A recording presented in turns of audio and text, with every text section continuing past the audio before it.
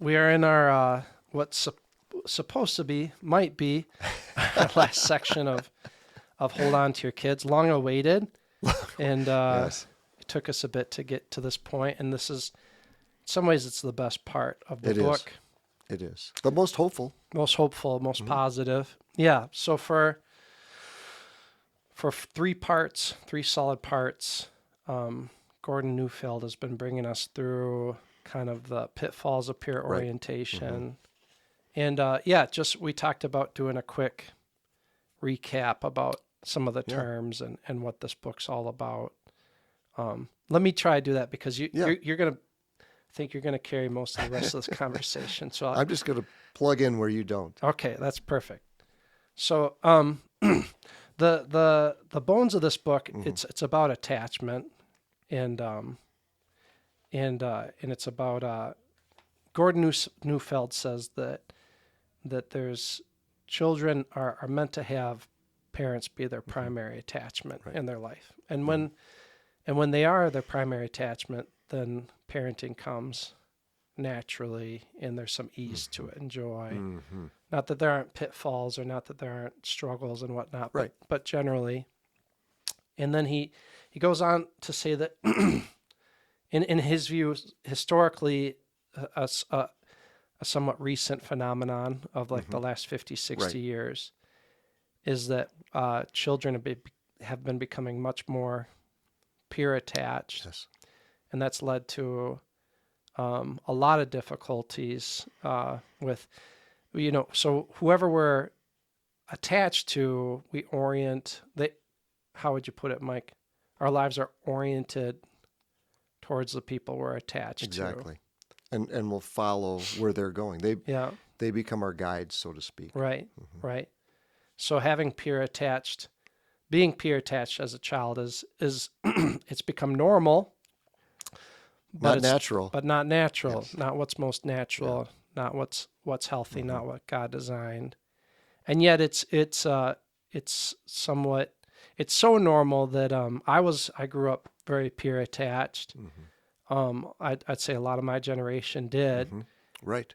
and these days children often, especially in their teenage years, are put in situations where they become peer attached, and they end up being parented by their peers. They learn their values and their And we never had to orientation worry in life. about that before. Right.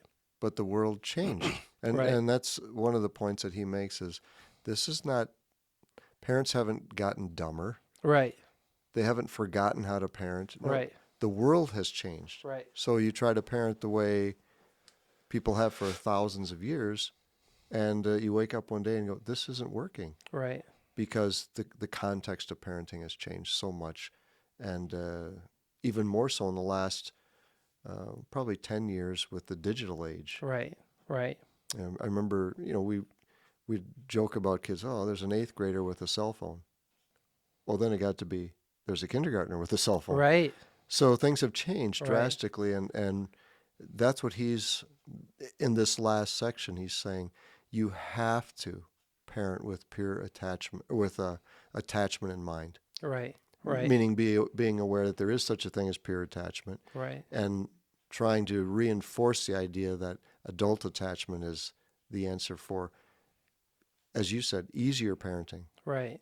More joyful. More joy-filled. Yeah. It's what we all want from our kids, right? Right. That connection. It's that natural joy-filled parenting that parents generally get to experience with Yes. their kids for those, first Yeah. 9, 10 years of life Right. for most kids, you Right. know. But part of what he brings up, maybe to keep in mind as we go into this last section, which is more about how to kind of stay attached to your kids or reattach to your kids. He talks about this dynamic of there's no attachment vacuum, meaning that we put kids, and it's always been the case that kids, are at different times put into these situations where there's a void, attachment void, like sending your kid to summer camp, or these aren't new things, but we do these things more often these days, we put our kids in situations where there's not an adult that they already have a connection with, Right. that they're, and then what happens when a human being of any age, we can't abide a complete lack of attachment, Yeah. especially when we're children. We can't abide that. We need it when we're adults, but we can't survive it very long as children. And then there's no healthy instincts when it comes to attachments. His argument is like the duck that is cracks open out of the egg and then attaches itself to a cat, Right. right? A teenager who's in an attachment void or in a gap where they don't go, oh, this is the best person for me to become attached This to. is the first person. Yeah, no, it's Right. the first The person. easiest person. The easiest person. Right. Yeah. Yeah, and he makes the point that the loss of attachment is the number one fear for young kids. Mm-hmm. You and I are old enough. We know, I moved to someplace new. I won't have attachments here. Right. But it'll come. Right. We're patient. We're Right. mature enough. You're 6. You're 5. Right. It's why kids say things like, "Boy, I hope mom and dad never die." Right. You know, Right.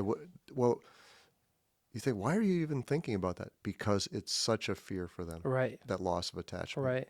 Right. So that's a little lead up to what we're doing here in this last segment. We're getting into part 4, and the book is called "Hold On to Your Kids." And these last 2 sections, part 4, it starts with how to hold on to your kids, how to hold on to our kids, or how to reclaim them. If you find after thinking about it and reading and listening Right. to what we've said, holy cow, I think some of my kids have slipped away. And even he talks about his own kids having Right. slipped Right. into peer orientation without his knowing it. Right.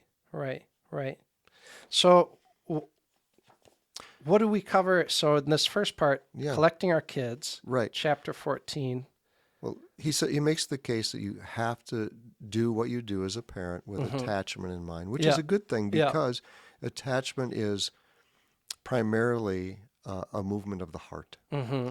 Mm-hmm. You know, so many of the books that we have on parenting anymore are about skills and strategies and techniques, and not that we shouldn't be aware of some of them. Sure. But parenting has never been, it's always been about the heart. Right. Right. And to move toward attachment, I think gives people a chance to be more transformational rather than transactional. Yeah. And that's what we want from parenting anyhow.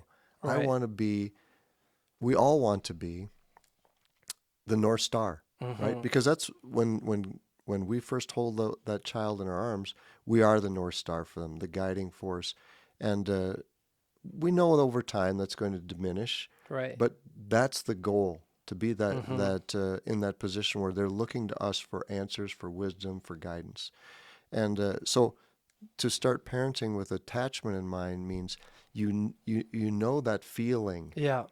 and you know how good it feels when they look to you and say, "Mom, Dad, how do I do this? Mom, Dad, show me the way, show me Right. the path." Right. And we want to keep that going. Right. It's not something, well, once they get to 7 or 8, they don't need that anymore. No.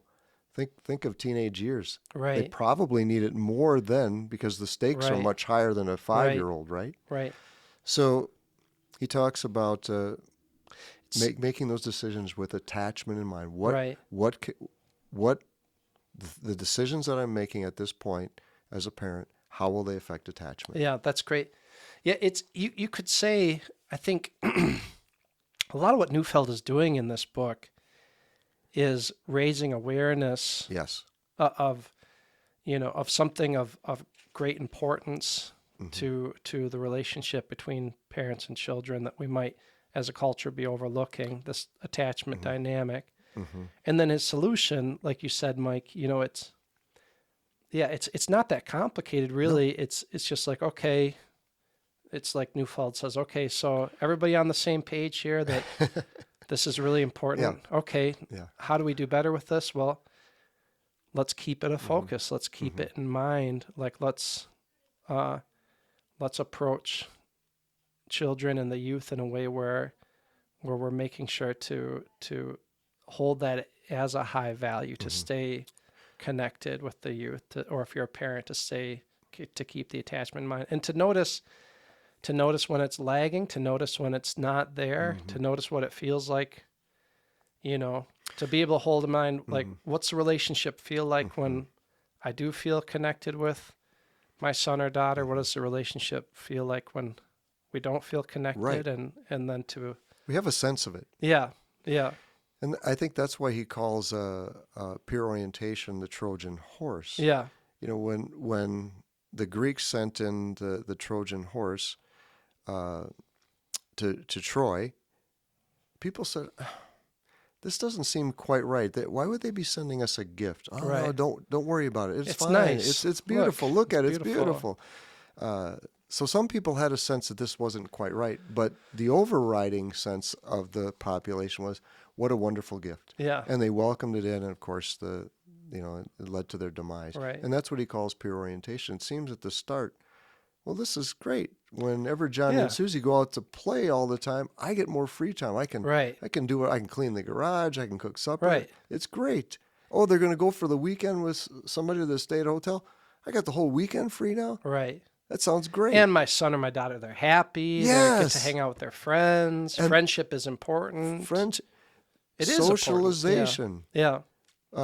Until we wake up one day and we find out Johnny and Susie want to be with their friends all the time. Right. And when they're not with their friends, and we're lame now. We're lame. Yeah. Yeah. We used to be the guiding force and kind of a person that they look to as an expert in the field. Not anymore. Yeah. And so when they're not with their friends, then they want to be on their phone so they can talk to their friends. Right. And that was something parents never had to worry about even 25 years ago. Right. So you're right. He's sounding an alarm to something that has crept into our parenting context. You're right. That we weren't even thinking about. Right. Because our goal as parents for thousands of years has been to bring children into the culture. Mm-hmm. This is what it means to be a Smith, a Fastnut. This is what it means to be from St. Charles. This is what it means to be an American. We brought them into the culture. And now Neufeld is saying, perhaps your job is to protect them from the culture. A huge shift. Huge shift in the parenting dynamic. Yeah. Yeah. And just, something we've talked about this before, but I think it's really important because I think if there's this was one of the sticking points that would make people not want to give much credence to this. Neufeld holds friendship as important, valuable, necessary for kids. Right. This book is not about, your children should not have friends. No. The distinction is, your children should have friends, but you should still be the primary attachment in their lives. Letting your children have friends and a lot of friends and good friends, that's great. But when your children get to the point where, like I did in my life, and maybe some of my siblings too, where the opinion of your child, the opinion of your child's friends matters far more to them than your opinion, their values, their thoughts, their company. When a child's friends or their peers become their primary attachment, is the word we're using for this, right? Something's askew, and we haven't really seen that as a problem so much. And Neufeld is just saying, hey, actually, it is a problem. It's a big problem, and your children should have friends, but you should still be the relationship should be so strong and invested in, and that you're still, even when your child's a teenager, for as long as they need it, you should be the primary attachment in their life. Well, he uses, and I think this is so appropriate, he uses the language that we would be familiar with in the church. Right. And calls this kind of attachment between a parent and a child. And as we've said before, that attachment then can be transferred to other adults, to Right. grandparents Right. and uncles, right? So it's not just, oh, they just have to be, Yeah. no, it's the attachment village that Right. he talks about. He calls that relationship sacred. Right. Right. And what is sacred, we protect. Mm-hmm. We set up boundaries around it because it's sacred. Right. He said, well, if you want to keep that attachment sacred, then you're going to have to set up some boundaries too. Mm-hmm. And I used the analogy the other night of people come to church. We welcome everybody into the Catholic Church, Right. but not everybody gets to go to communion Right. until you've become part of the Catholic faith. Right. Right. And we're not trying to be elitist. Right. We're not rejecting Holier anyone. than thou. Right. Yeah. We're just saying, until you come into full communion with us Right. and know what we believe, Right. I'm sorry, this is reserved. Something sacred. Yeah. It's Something sacred. sacred. Same with the family, right? So Right. if we're to value that attachment, and if we're Exactly. to try to foster that primary attachment between children and their parents, right? Right. Then those times, Mm-hmm. you bring up time a lot, like those times in the week that are essential for that relationship to continue, right? Like the family meal, Right. family vacation when it happens, game night, right? Those things have to have a priority, and not only that, but they have to. Some of the boundaries are, sometimes Billy, maybe your friends can come by, but like at least for these family meals, we Right. just want to have it with the family, Yeah. or we just want to have game night with the family, and Because yeah. then the focus is one another, not Right. somebody else. Right. So those things have gotten harder and harder. Growing up, we never called it a family meal. We called it supper. Right. Right. Right. Right. Because it happened every single night. Right. Just us. Right. Of course, I lived on a farm, so that changed things somewhat, but it was just us every Right. night. Now it almost has to be intentional. Right. We are going to have a meal together, and Yeah. it will just be us, and we'll call it a family meal, that's what he's saying, is that's how the culture has changed. Right. And so we have to adjust too.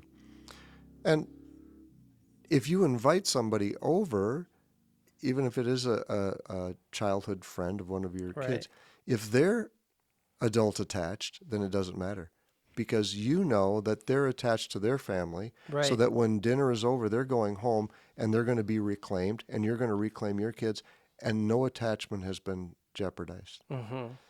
But we all knew a kid in high school, and you talked about being one, that the other kids wanted to be with because he didn't have any attachment to adult world. He did what he wanted, or she did what she wanted, came home when she wanted, went out when she wanted, and we all thought, wow, that kid's got it made. Right. Right. Well, if freedom is the ultimate goal, he did. Right. But again, we're not parenting kids so that they can have a fun 16-year-old.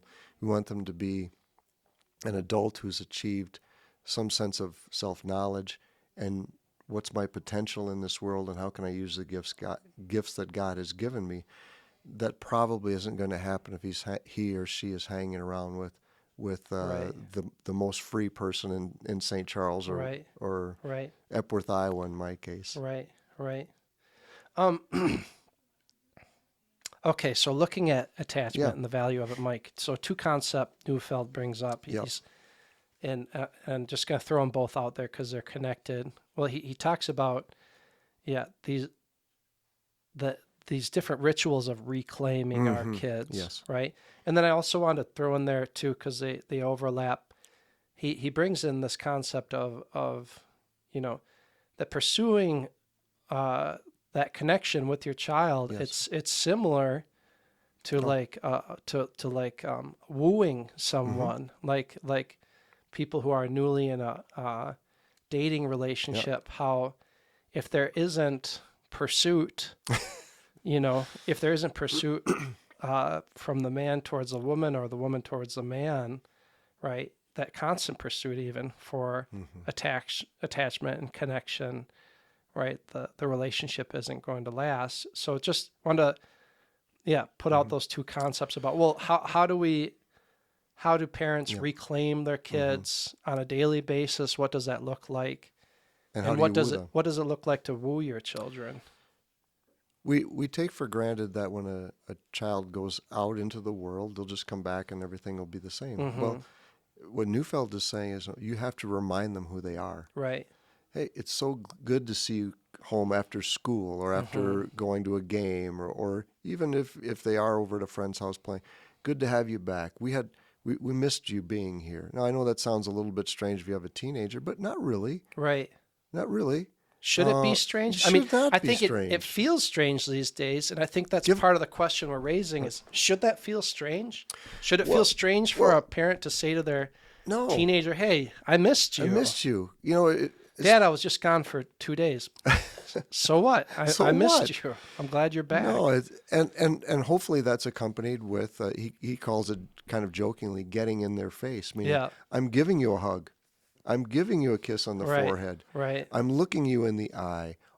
He says all those things that you used to do, just as a matter of course with a baby, Yeah. you can still do it. Right. And think of all the things we used to say to babies. You're so cute. It's so good to be. Oh, I love holding you. He's saying, yes, some version of that Right. we need to use with Right. with all our children Right. as a way of reclaiming them. Right. You're back. Giving them a hug, putting your Yes. arm around them, in some way communicating. Mm-hmm. And then, of course, asking, what Yeah. did you do? And I Yeah. know that can be hard when kids come home from school and you want to get into their world, and you Yeah. should, Yeah. because that shows that you're interested, but it also shows How was your date? Fine. fine. That was my Yeah. response to my mother for 18 years. God bless her. She always asked, "How's your day?" Fine, Mom. Well, Did you learn anything? Yeah. Yeah. You know. Well, he says at one point, when you're dealing with kids, there is a sense that there will be some sense of alienation, especially if Right. you're dealing with peer-oriented kids. And he said that probably means that it's going to take a saint to tolerate that. And then he follows it up and he said, maybe that's what parenting is about sainthood. Yeah. Yeah. I just thought we can talk about that here. Yeah. Right. Because in our Catholic context, right? It's a vocation. It's a vocation. And sacrificial love. sacrificial It's hard. love and surrender. Yeah. All of that is part of it. It's And the cross. it's carrying and But way better to but the sacrificially love, even when it's hard to pursue yes. a teenager doesn't seem interested in your company at the moment, Right. though deep down they need it, and they hunger for it, even if Right. they're not aware of that. Still better to push into that and sacrificially love. Far better to have the relationship you have to Yes. work towards than to give up on the relationship that you don't have, Because then there's the double sense of loss. We've lost the relationship with the child, and we've lost the sense of I'm not following my vocation. Right, right, And that's heartbreaking. right, And right. So reclaiming kids when they leave, and he talks too about if you're going to be gone, maybe they're at home, but you're gone, because we have a lot of parents traveling Yeah, for business and work and whatnot, leaving them notes, calling them, sending them a text. Hey, here's a quote that I saw today. I thought you might like it. right. Letting them know that you are always with them. Mm-hmm. Wish I could be with you tonight. Hey, eat another piece of cake for me. Those it sounds kind of almost cheesy, Yeah, but it's keeping that sense of attachment and reclaiming them, saying, you're part of the family, I'm part of the family. And even when we are literally apart, we're still connected in some way, shape, or form. yeah, Now, you use that word woo, Father, and I think that's such an appropriate word because, as we said earlier, at least I think we did say this, all the responsibility for attachment is on the parent. right. All of it. Right. Kids are not mature enough to know, if it's a husband and a wife and there's some distance that comes because of just the way things are, that happens. We are mature enough to say, okay, I need to lean into this a little bit, and maybe your spouse will say the same. Not kids. Yeah. They just know that attachment's not there. Can I temper that a little bit? Go for it. Well, so Neufeld, this book is very empowering overall. Yes. part of the empowering part of it is Neufeld is very clear that, you parents out there, you love your kids, you Yes. have the right instincts, you know how to Yes. parent your kids. This is not a lack of No. wisdom or know-how on the part of parents. This is not what this key struggle in parenting is all about. Like the problem is with our cultural context, and Yes. that we as a culture have moved away from this parent orientation, right? So on the one hand, the book is very empowering towards parents, and in some ways the solution is simple, but then Neufeld Not easy, but he simple. doesn't pull his punches No. by saying, so at the one on the one he empowers parents. He says, hey, you've got what it takes, and then at the same time, and this is also empowering in a certain sense, not to overuse the word, but he says, you've got what it takes, and this isn't a two-way street like it is between between spouses, where it is a two-way street. This is either you make it happen, or it's not going to happen. It's not, you can't, your child, is not responsible enough, mature enough to see this value and to be able to pursue it on their own, to go after it. And So the ball is in our court ball's all in the the time. parents' court. Yeah. And that doesn't need to be discouraging. No. In some ways, like, it's okay. So, like, it's in our court, parents' court, Right. but they can do it. Parents can do it. But God's tilted the playing field in our favor. Right. Yeah. Right? Talk about that. What are some of the advantages? For one, he parents gives have? us the kids for the first 4 or 5 years where there really aren't Right. a lot of peers Right. attachment issues. So we've had a long time to create that attachment, Right. which is good. Right. To the physical attachment, finding that we have similarities. We both like to go fishing, or we like to bake cookies. God has given us that time. Right. What happens is we think, okay, I've created the attachment. Now I can, once I get older, I can start having some freedom and doing my own thing. Right. Attachment. The temptation to presume that the attachment's always going to be there. Right. This is my son. This is my daughter. I'm their father. I'm their mother. Right. This is going to be. It's not. Right. It's not. It's like saying, I had 15 hours of sleep last night. I don't think I'll need sleep for another day or two. Right. No. Right. It doesn't work that way. It has to be, you have to sleep every night. You have Right. to create attachment every day. Right. And, but he's tilted it in our favor because kids are so open to attachment, and they really do want it to be an adult Right. because it gives them a sense of safety.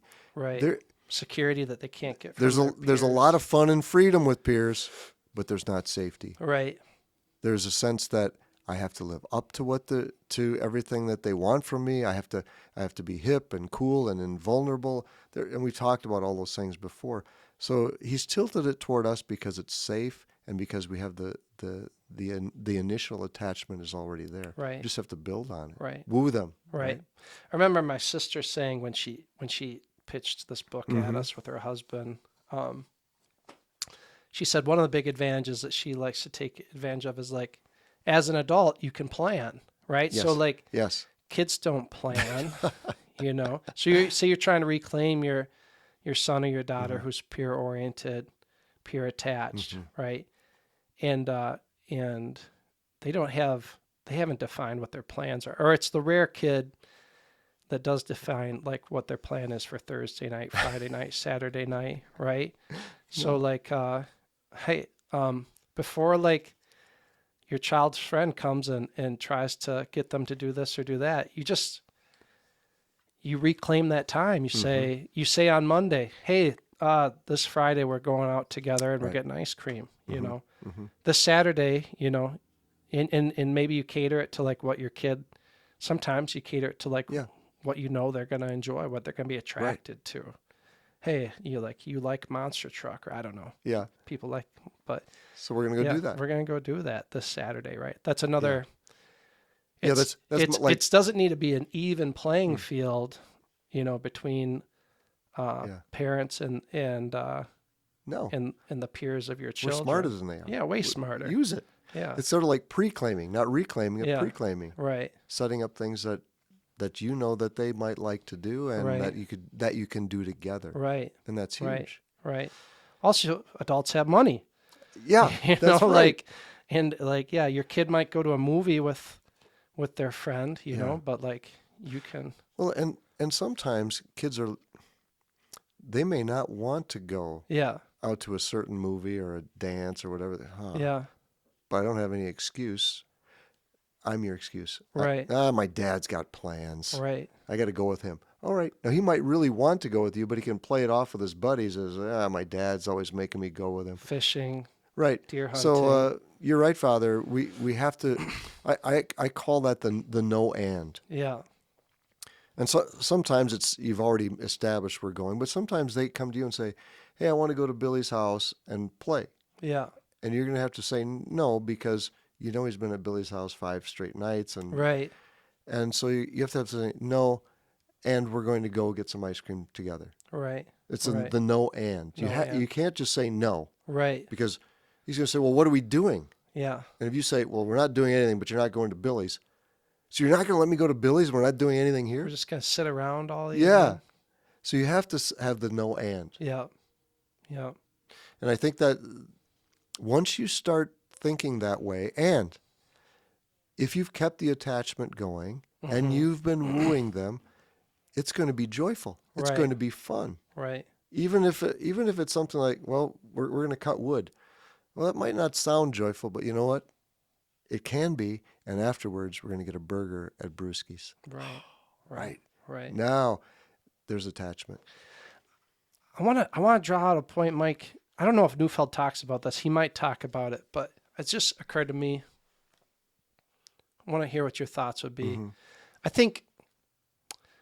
think part of the struggle or why parents get discouraged. Now, take this from an outsider, Mm-hmm. you know, and take it with a grain of salt. But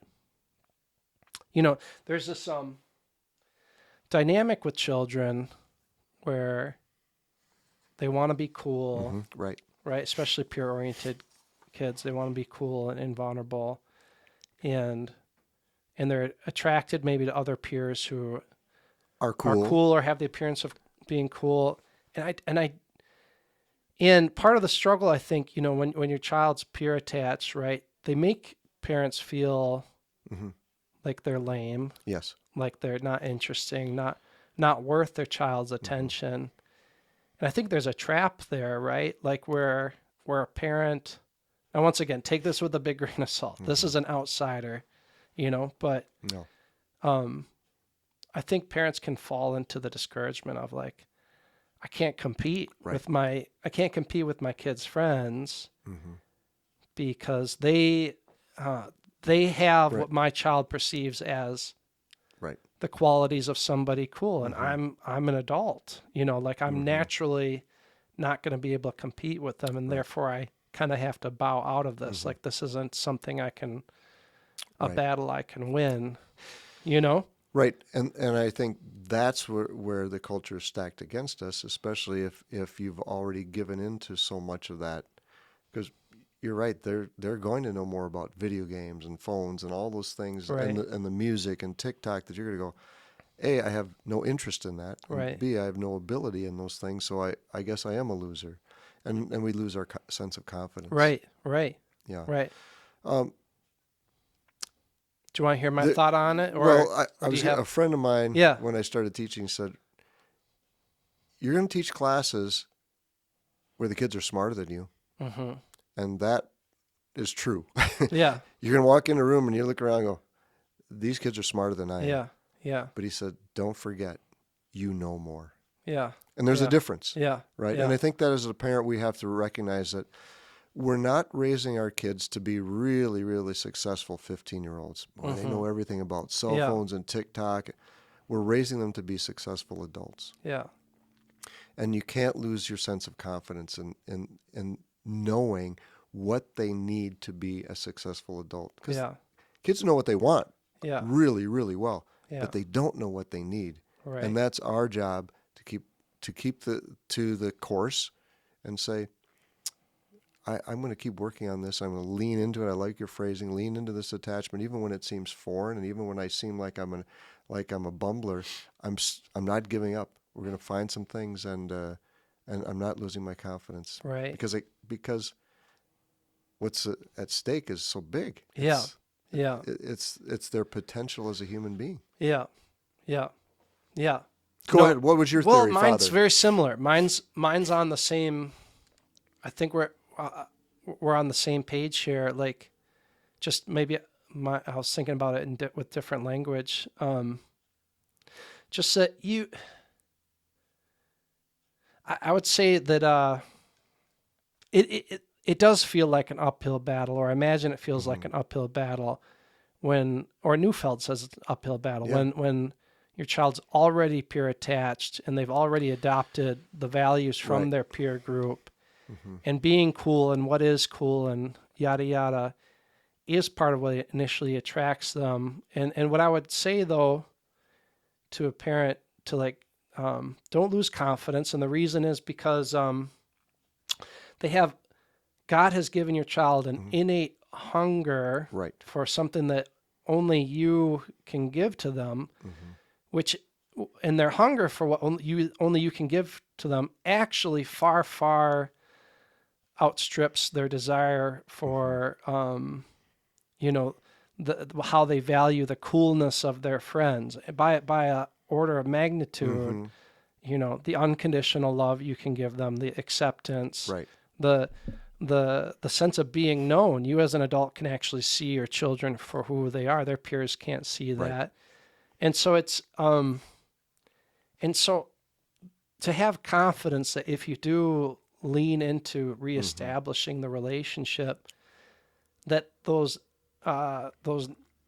natural desires, those needs for the relationship that only you can offer, that even if those appetites have kind of atrophied and they will come back. Like youth need that unconditional love. They need that solid ground. They need that security, and they desperately want it. Right. They might not. The need might be down, on in a subconscious sort of a way where they can't articulate it, or they don't even see you as the person who can give that to them, but they do need it. And if you do lean in, those desires and those values can reawaken and come back. That relation, and that is, I think, in a sense, the relationship being reestablished. That's like half the battle is helping your youth to, like you were saying before, it's a matter of the heart. Helping your youth to value the relationship as much as you do again. But it will come back. And those values, they are what they can have in a parent is way more important than I'll say. I know I'm rattling on No, here. you're But not. I'll just for us. No, you're absolutely right on target. It's like junk food versus Yes. steak and potatoes, Right. right? Like, I mean, Yes. if kids are used to Doritos, Doritos are tasty, but like if they're used to Doritos all the time, like, and they eat them all the time, yeah, their appetite for real food can become suppressed, and they can be like inclined towards the easy, but something in their nature, and thank God that he made us this way, something in their nature is craving deep down for the steak and potatoes that only the relationship with the parent can give them. And that's part of the battle of wooing them, is like offering that, the steak and potatoes. But it's there. It's to there. have confidence that desire is there, that need is there. And I can't remember, Father, because it's been a while since we talked, if we mentioned that Neufeld had to take one of his daughters who had gotten peer-oriented. I think it's worth mentioning again. Well, Would you I bring up, mentioned- yeah. those are great stories. But I think it fits perfectly with what you're saying, Yeah. is that when he discovered that one of his daughters, about 14, 15, had become peer-oriented, Right.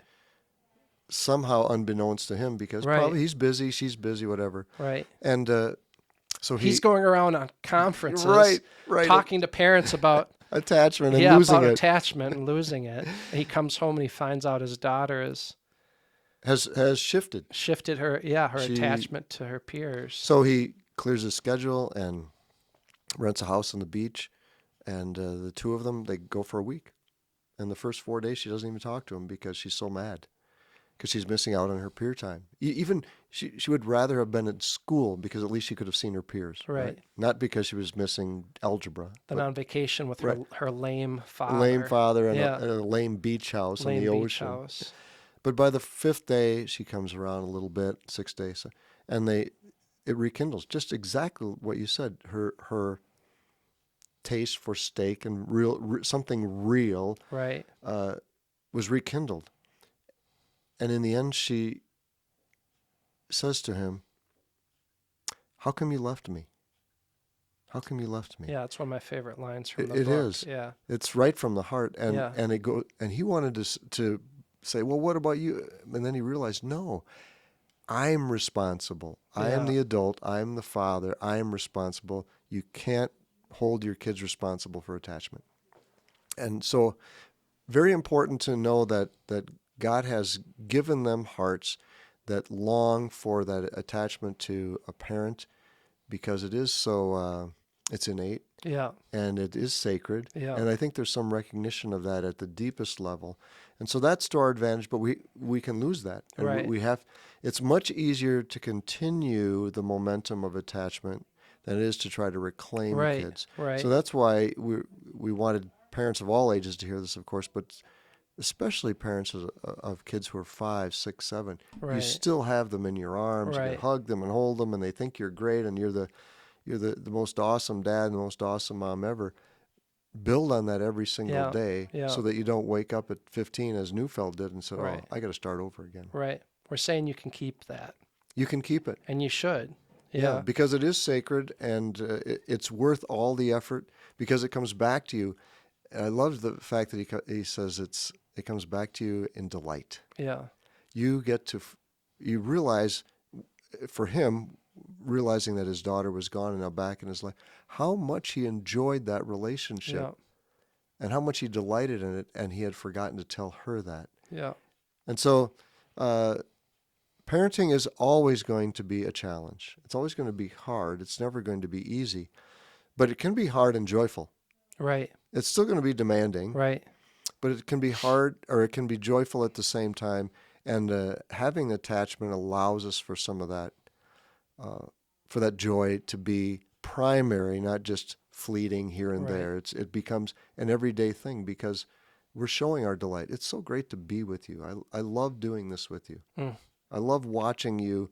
If they're a soccer player, I love watching you play soccer. I love hearing you play the piano. I love hearing your goofy jokes. Whatever it happens to be, we can show them our delight, and that delight will be returned to us many, many times over. Beautiful. Yeah. That's beautiful, Mike. Can I just say one last thing? Yeah, you absolutely can. Because you hit on it earlier, Father. Yeah, you absolutely. Yeah. And so I wanted to come back. Please. You used the word sacrifice and surrender. Yeah. And as much as kids are tantalized by this whole world going on around them, there's just so many distractions for kids. We are equally tantalized as parents. Totally. Oh boy, there's so many different things I could be doing and Right. places to go and Options. I got options. Lots of options. I looked at my grandparents. They had one car, and they lived in a farm 5 miles from town. There were no options. You stayed at home with your kids all the time. That's what you did. So there were no distractions for them in parenting, and so they just surrendered to it. And in some ways, while surrendering is hard at the Right. beginning, Right. in the end, it's the only way. You have Right. to surrender and say, I've been given these kids. It's my vocation.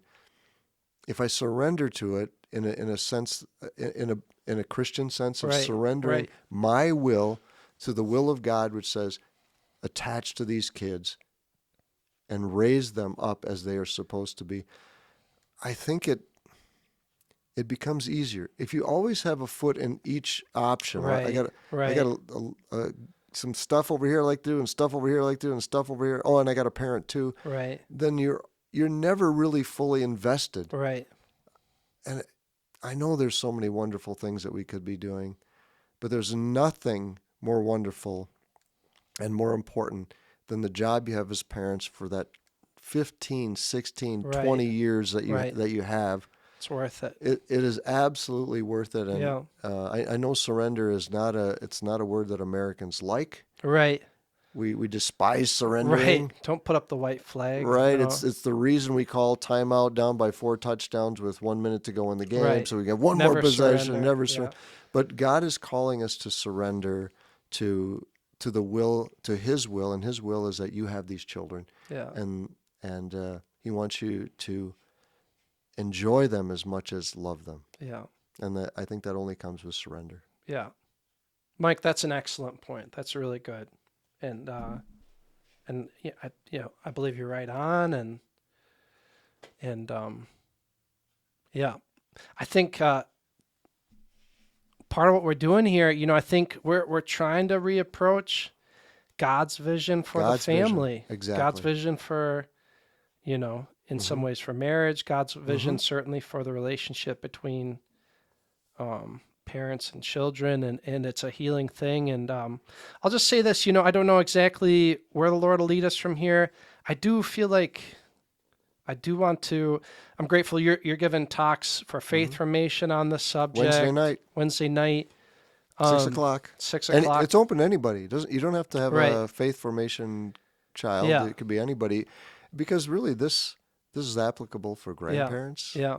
parents of kids of any age. I think the principles of this, I guess what I'm saying is, like, we felt very strong led to have this discussion, and now we have had the discussion, and I'm reluctant to let the discussion fade. I know you are too. No, it's So, I don't know what we'll do from here, but I just have that on my heart. Right. That no, I agree. this is important, and with anything with any truth that's worth I don't know how to say this exactly, but like, this is a truth that we probably need to go back to and go back to and go back to, and well, so someone once said that love is like bread; it has to be remade each day, and I think attachment is like that too. Yeah. It's got to be It's good. remade each day. it's good.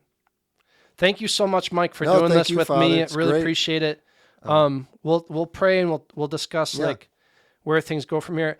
I'd also love to hear from, if you're from our community in St. Charles and Iota, or even if you're not and you're just part of the here through Facebook or YouTube or Yeah. whatever.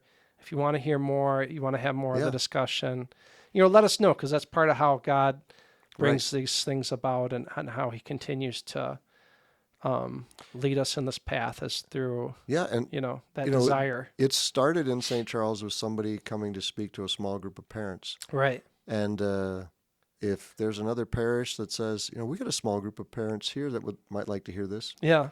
call us. Yeah. We'll come to Plainview and talk. Yeah. We'll take it on the road. Minimal fee. No, I'm just kidding. We better close up. let's Thank you so close. much, Mike. No, thank you, Father. We'll say a little prayer. Father, Son, Holy Spirit, amen.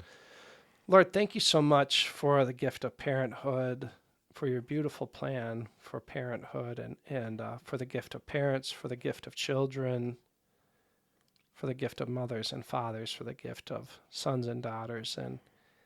And Lord, help us to treasure that gift as you intended it to be lived out.